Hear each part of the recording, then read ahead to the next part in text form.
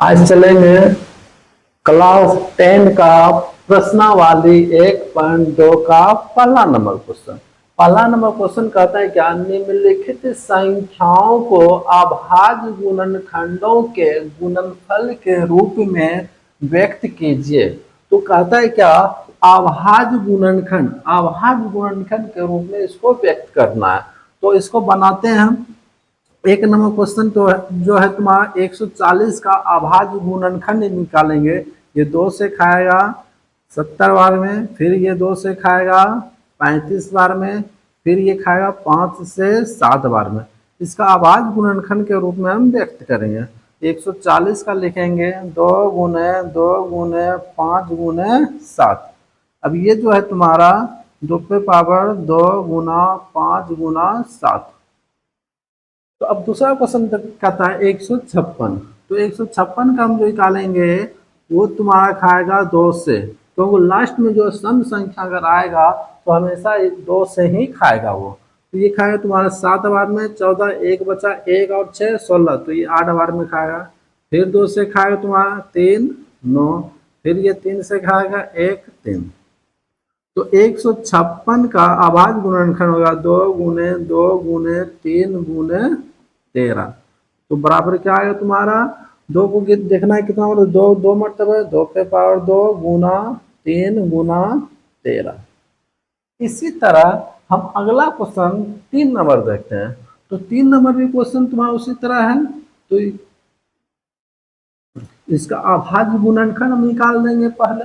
अभाज्य गुणनखंड में ये पता लगा ये खाएगा किससे। तो इसमें देखना, ये लास्ट में तुम्हारा 5 है, तो ये 5 जो लास्ट में है वो खाएगा चाहे 3 से या तो 5 से। ये तो खा, हम इसको निकालते हैं पहले 3 से। 3 से खिला चेक करते हैं, 1 वो 3 दूनी 6, फिर बचा 2 7 बार में ये 5 खा लिया तुम्हारा।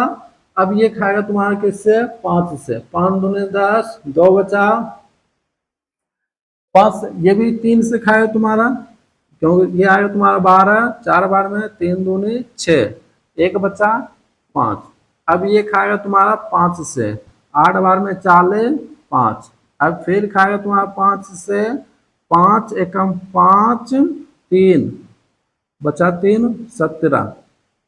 ये आएगा तुम्हारा क्या, 38 25 का अभाज्य गुणनखंड 3 गुना 3 गुना 5 गुना 5 गुना 17।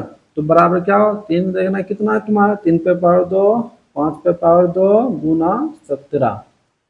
तो इसी तरह हम आगे चलेंगे। क्वेश्चन है तुम्हारा 5005।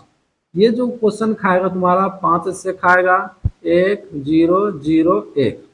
अब ये 1 जो है किसमें आता है, 7 में, तो लास्ट में 7 में आएगा। ये 7 से खाएगा, 7 एकम 7 बचा 3 3 0 30, 4 बार में खाएगा 28, फिर 2 बार में ये 21 खा लेगा तुम्हारा कितना, 3 बार में। फिर ये खाएगा 11 बार, 11 के 11 3 13। तो 5005 का गुणनखंड हो जाएगा तुम्हारा 5 गुने 7 गुने 11 गुना 13। तो इसी तरह हम क्वेश्चन को बनाएंगे। तो अब इसमें जो ऑब्जेक्टिव क्वेश्चन भी पूछा जाता है, जब कोई भी क्वेश्चन पूछ लेगा तुम्हारा 140 का, 140 में 2 का घात क्या है, तो 2 का घात का मतलब जितना मतलब 2 आएगा वही हो जाएगा 2 का घात। इसी तरह तो 156 में भी पूछेगा तुम्हारा 2 का घात क्या है, 2 का घात 2 है। 3 का पूछे, 3 का वो है 1 मतलब तो 1 हो जाएगा। 13 पूछेगा तो 1 हो जाएगा। उसी तरह तुम्हारा आगे ये ऑब्जेक्टिव में भी ये क्वेश्चन पूछा जाता है। तो अगला क्वेश्चन एक बार बच गया है, उसको हम देखते हैं।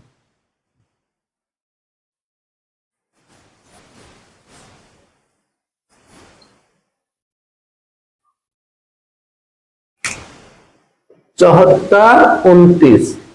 अगला क्वेश्चन तुम्हारा बच गया था 74 29। ये तुम्हारा खाएगा हमेशा 17 से, ये खाएगा तुम्हारा 17 से, जो खाएगा ये आ जाएगा तुम्हारा 437। अब ये खाएगा तुम्हारा किससे, 19 से, ये आ जाएगा तुम्हारा कितना 23। तो आएगा 74 29 का 17 गुना 19 गुना 23। इसी तरह क्वेश्चन को हम क्या करना है, अभाज्य गुणनखंड अगर आ जाए क्वेश्चन तो इसी तरह हमको बनाना है।